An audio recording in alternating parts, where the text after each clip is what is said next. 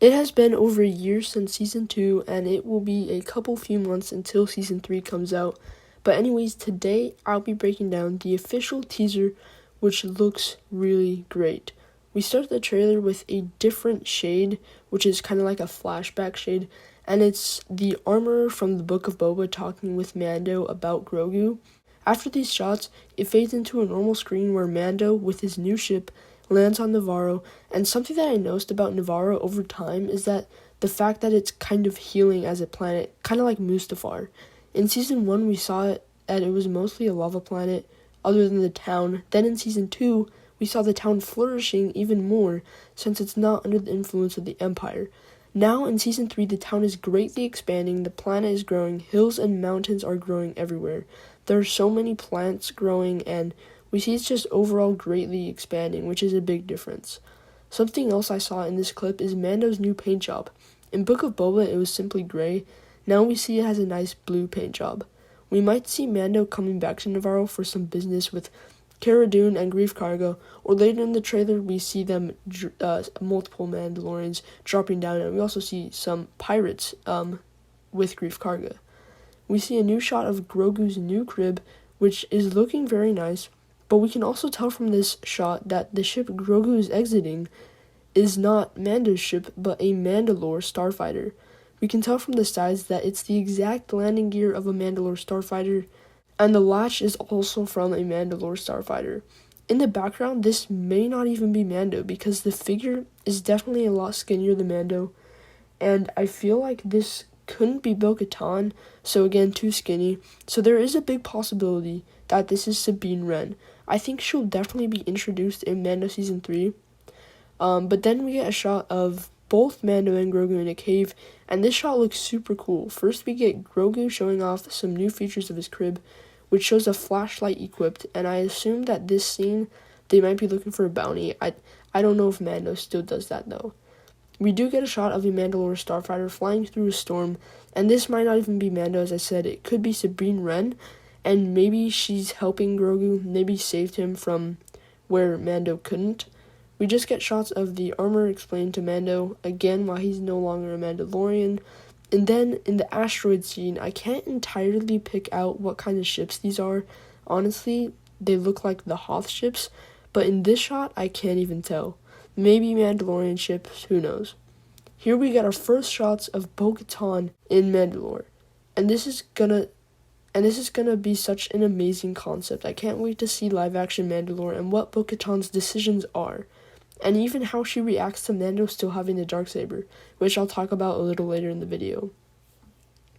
I think Mando's going to be joining a new Mandalorian clan because of, one, we obviously see him with new Mandalorians, and two, Bo-Katan says, "Your cult," with this shot, which points to the fact that he might be joining a new Mandalorian clan. We do see a new shot of Paz Vizsla, who will definitely be playing a huge role in this season, especially since his father reigned with the Darksaber. He is going to challenge Bo-Katan and Mando until he is the ruler. I also think he might be the next armorer, but take that with a grain of salt. We see the new and approved Navarro again, and also Greef Karga has a new look. On top of Bo-Katan saying, "Your cult," she also says, "Fracture our people," which is probably referring to the Season 2 finale where Mando takes the Darksaber, and it's going to be an interesting conflict between Mando and Bo-Katan because the armorer says that he removes his helmet, so he's no longer a Mandalorian, therefore cannot wield the Darksaber. On the other hand, there's the real Mandalorians, where Bo-Katan takes off her helmet regularly, which is completely different rules. Along with the conflict of Paz Vizsla, Bo-Katan is going to have to tell him that she witnessed Darth Maul kill his father, and that's the clan that he's a part of now, so that'll just be really interesting to see. But back to Bo-Katan, I think they are probably going to fight for it. Here we see Bo-Katan's throne, where she doesn't have the Darksaber, which again is a huge conflict that is going to be playing in Season 3. How is she on the Mandalore throne if she doesn't wield the Darksaber? I think this scene where Bo-Katan talks with Grogu just further proves my theory of whoever this Mandalore ship is probably her, or Sabine Wren, I'm not sure. I'm having doubts that they're going to introduce Sabine Wren in Mando Season 3. I feel like they're going to introduce her live-action appearance in the Ahsoka show. Either that or the appearance we get or that we could get from her in Season 3 could be continued in Ahsoka. Since this conflict is a pretty big deal, we get several new shots of the Mandalorians. This right here looks like a pirate from the first season, and then this shot right here further proves my theory that it is a pirate from the first season, and I don't really know why a Mandalorian is hunting him, or they could be protecting Grief Karga, I'm not sure.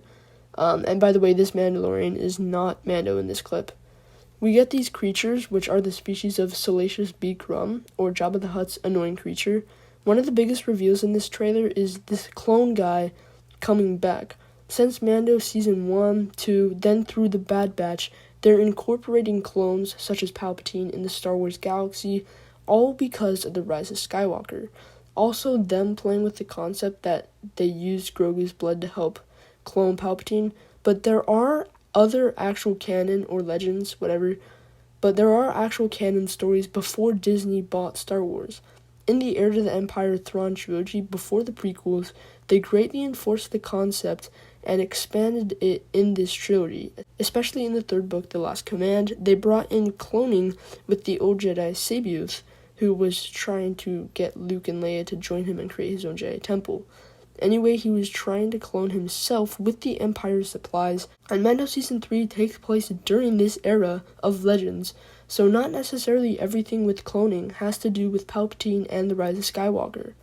We see Petimoto with this droid from A New Hope, and we do see Mando flying with this droid in other shots, so this will probably be his new droid. We also see Babu Frick, which is kind of a huge reveal for a trailer, because he was in Rise of Skywalker, and I'm probably guessing he's just gonna fix up Mando's new droid. It's not like the Harrison Ford cameo in Rise of Skywalker, so I'm not that excited, but I mean, I guess it's kind of cool. Some cool new shots, and Mando Season 3 streaming 2023. I am so excited to see what they do with the many concepts in this trailer. I hope you enjoyed the video, and let me know if you spotted anything I didn't. This is the way.